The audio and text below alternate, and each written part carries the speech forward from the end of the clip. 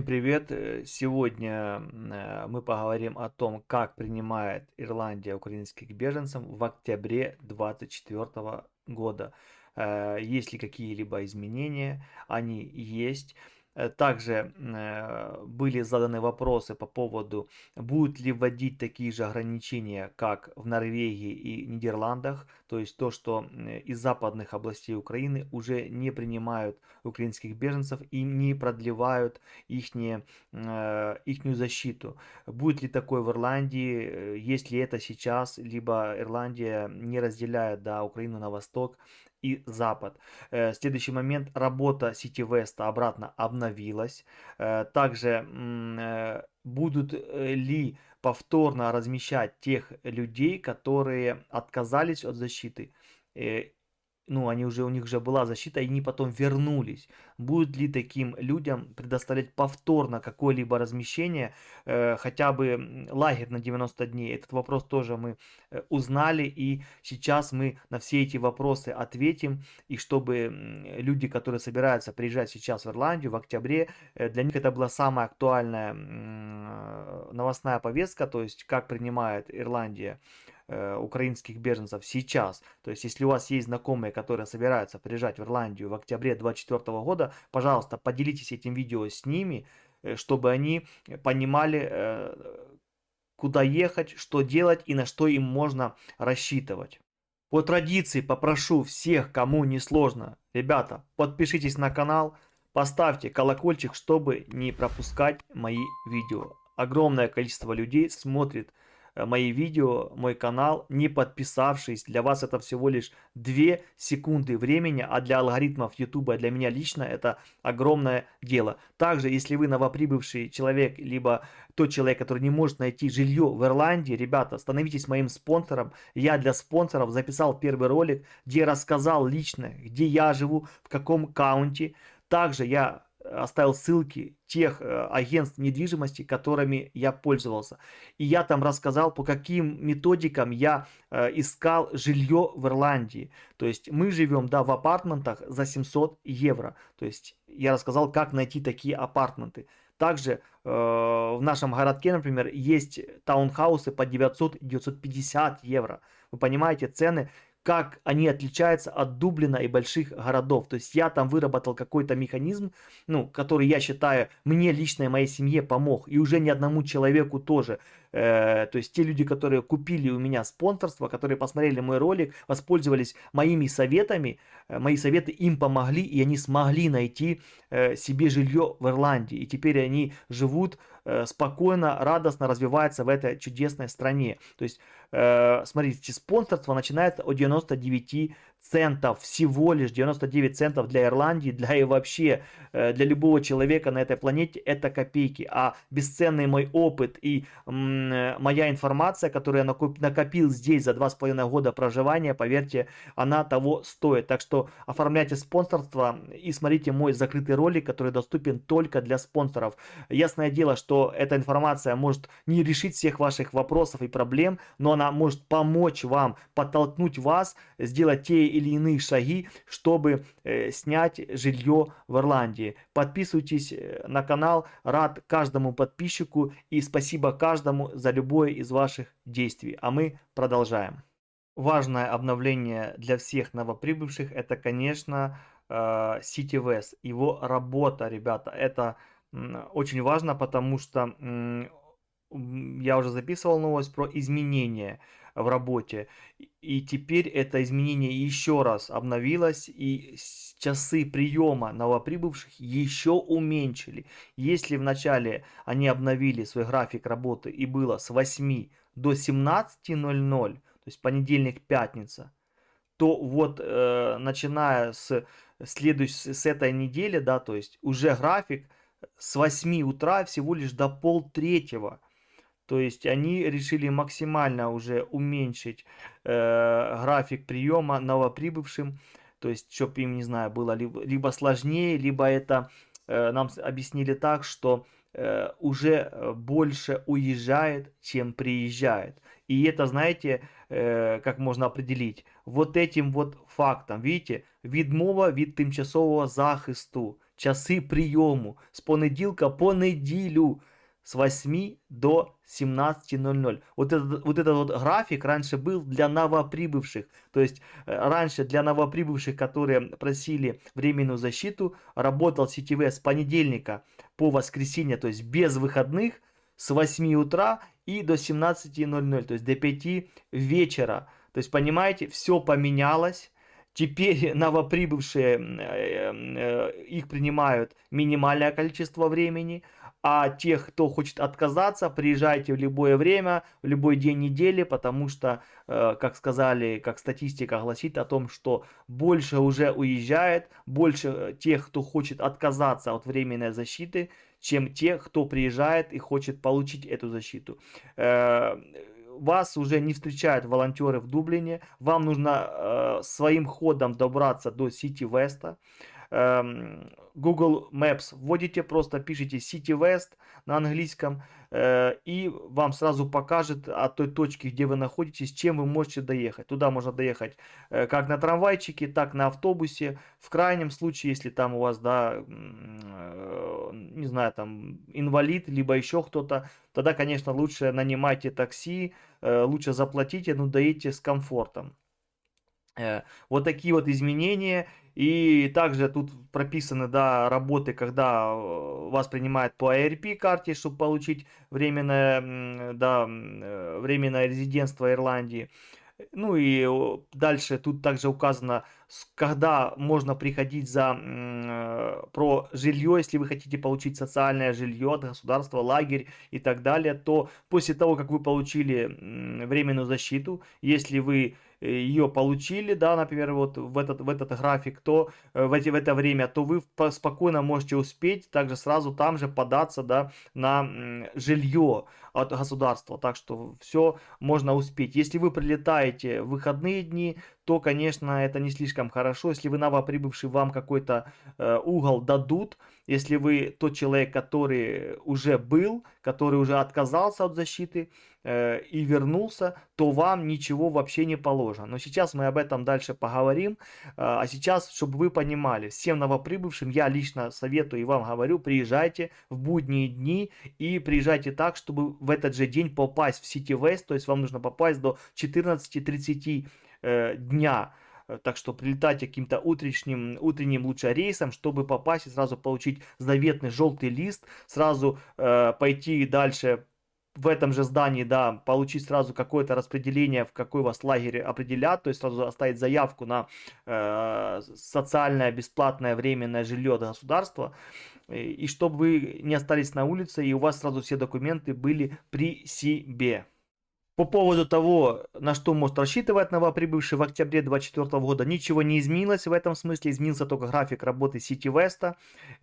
Как было, так и есть 90 дней лагеря вам обеспечено. Если вы за 90 дней ничего не найдете своего, то есть сами не снимете жилье, либо не найдете жилье по ARP программе, то вы остаетесь на улице. Выплаты вам вначале гарантируют 38 евро 80 центов на взрослого и 29,80 на ребенка в неделю. Также, если у вас есть дети, то 140 евро это child benefit, это каждый первый вторник нового месяца. Тоже вам будет платиться, даже если вы будете жить в лагере по новым вот этим вот правилам. Если вы находите жилье по ARP, то вы имеете право уже податься на обычного джобсикера и можете претендовать на выплату в размере 232 евро на человека в неделю. Но скажу сразу, что сейчас намного труднее эту выплату оформить, даже если вы нашли жилье по ARP, ее дольше рассматривают, и, возможно, у вас будут просить какие-то дополнительные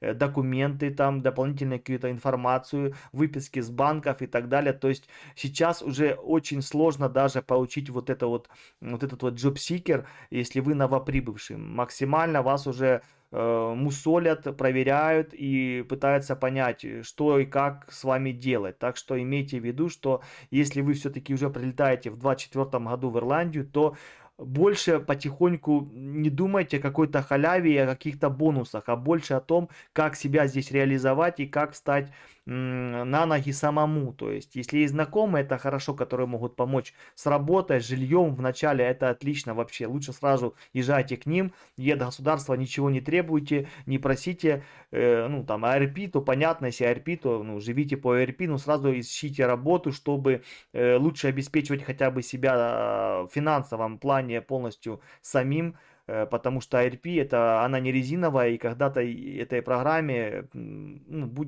наступит конец, это первое. Сейчас даже у нее есть дата, да, окончания, это 31 марта 2025 года, пока вместе эту программу не продлили. Как я думаю, когда ее продлят даже, если продлят до 26 года, до марта, то я думаю, уже в таком варианте она не будет жива, ее как-то изменят, как-то изменит ее структуру. Ну, мы посмотрим, я думаю, в ближайшие месяцы даже, возможно, будут какие-то изменения. То есть, потому что может еще рассчитывать новоприбывший, это, конечно же, medical карты ему дадут, ему выпишут PPS. PPS это то, что разрешение на работу вам сразу гарантировано. То есть, в принципе, все осталось как и было. То есть, приезжаешь, получаешь желтый лист, защиту, PPS, medical карт и можешь сразу идти, в принципе, уже работать. На вопрос, будет ли в Ирландии так, как в Норвегии, да, и в Нидерландах. Кстати, про Норвегию я записывал ролик, вы можете посмотреть, что там вводят для украинских беженцев. Там смысл того, что те, кто из западных Украин, кто-то из западной Украины, там перечислены прям областя, то там будет в индивидуальном порядке рассматриваться их заявки, то есть и в 90% случаях будет отказ, потому что эти страны считают, что областя в Западной Украине, они безопасны для проживания.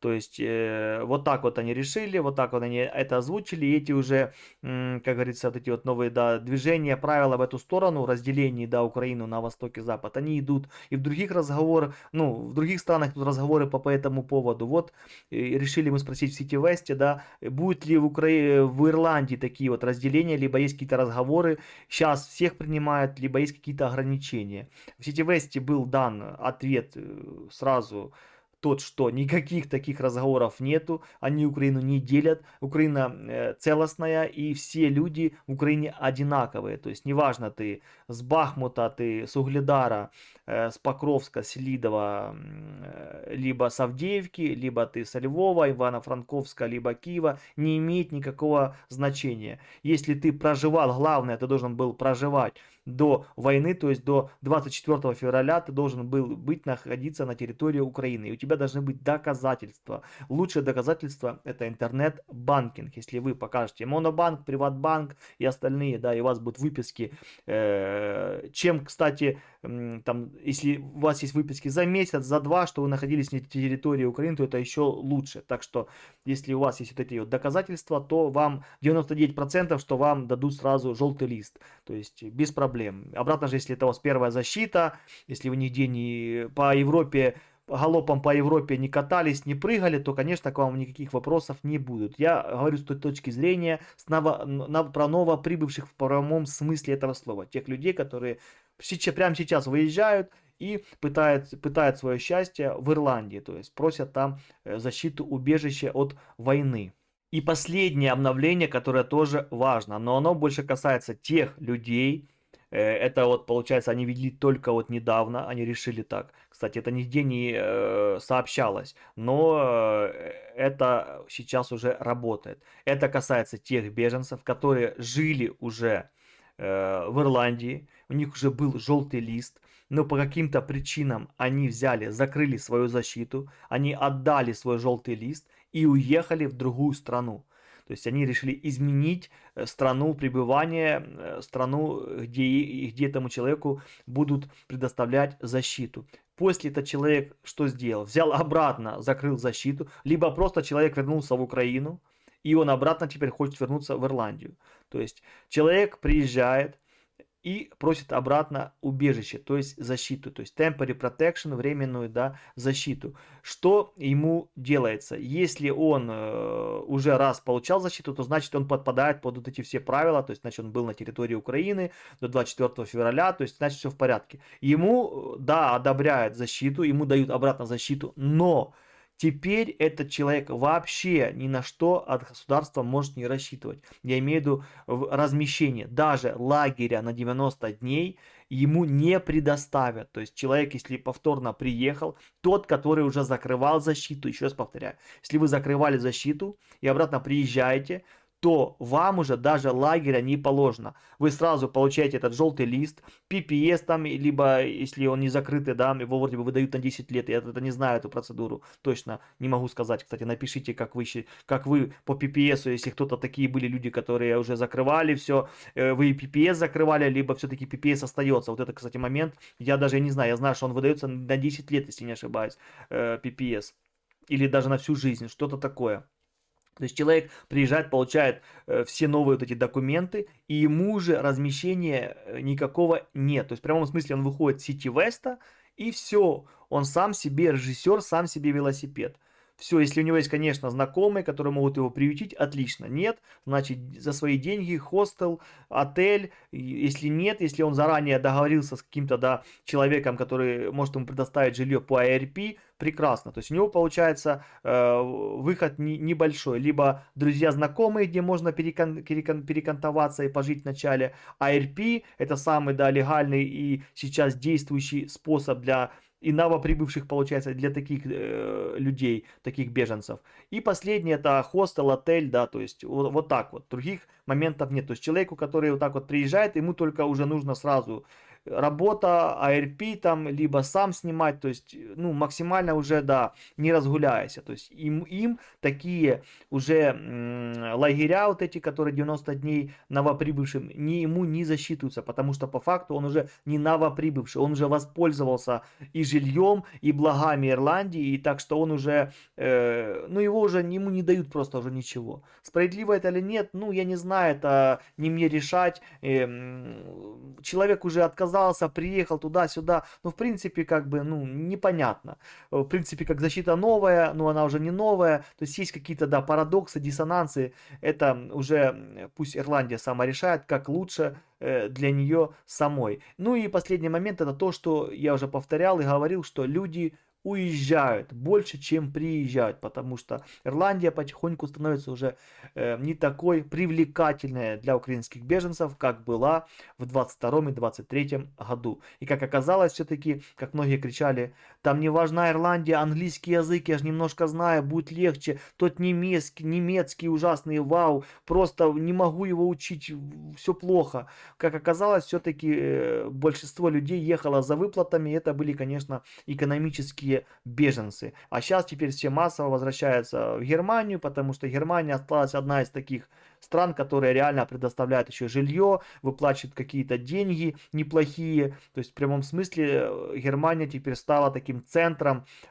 столбом украинских беженцев в Евросоюзе. А Ирландия потихоньку уравнивает все свои бонусы и помощь украинским беженцам по стандартам, да, средним по Евросоюзу. Так уже они заявляли, и они дальше будут эти стандарты подбивать. То есть некоторые страны прям уже жестят, жестко все отменяют, все забирают, а некоторые потихоньку, как Ирландия, просто под, как говорится, в средней полосе, то есть среднячок. То есть и не хорошо, и не плохо, чтобы люди понимали, что, конечно, в конце концов все это закончится тем, что временная защита закончится, и те, кто смог ухватиться за волшебную палочку возможностей, тот останется в этой прекрасной стране. Вот такие вот у нас изменения на октябрь 2024 года. Всем добра, позитива, мирного неба. Приезжайте в Ирландию, она принимает. И, поверьте, это очень хорошая страна, возможностей, так что не упустите свой шанс.